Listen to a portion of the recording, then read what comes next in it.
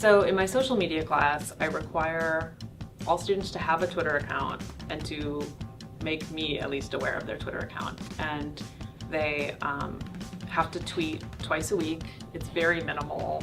They will often end up using it for other things that are not required, like communicating with their classmates about, notes that they missed.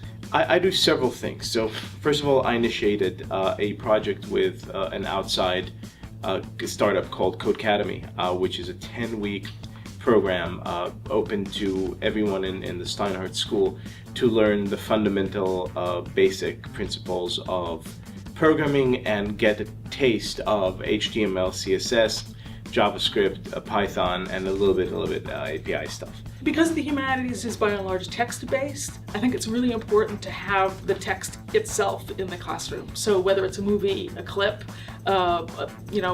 audio, or because I work on text mostly, whether it's the book or text on slide. So I have ethical qualms about using commercial platforms and asking my students to, in some cases, sign up for an account on Twitter that they wouldn't already have had. And I know that there's data being collected about them. That's something I teach in my class. That's part of being an aware user. I have initiated the sort of core class of called Introduction to Digital Literacy, which hopefully would be a staple of a new either concentration or minor or some sort of field of study in the future. I'm really kind of always conscious of having something with me in the classroom. And sometimes it's just, okay, everybody open to page 49. What did you think about the way the author, that kind of thing.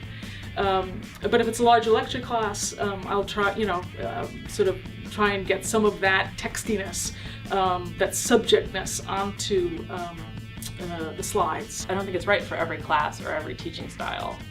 I definitely have that teaching philosophy where I want to meet students where they're at in terms of what they want to do with their lives and what their interests are. The idea behind the class is to provide 3 types of core competencies. First, to have familiarity with the way the machines actually work. This means everything from understanding the basic hardware infrastructure of the internet to having an idea or basic understanding of coding grammar. The second part of the class has to do with policy issues. We talk a lot about things like net neutrality, piracy, privacy, etc. And the third and somewhat shorter part has to do with thinking about some of the philosophical issues at the core of digital media and our interactions with it, such as identity, politics, etc.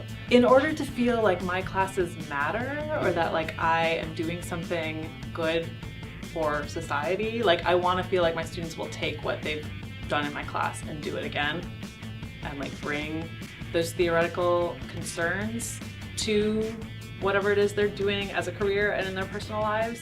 And so I feel like it's my job to bridge them, to show them how they can bridge them.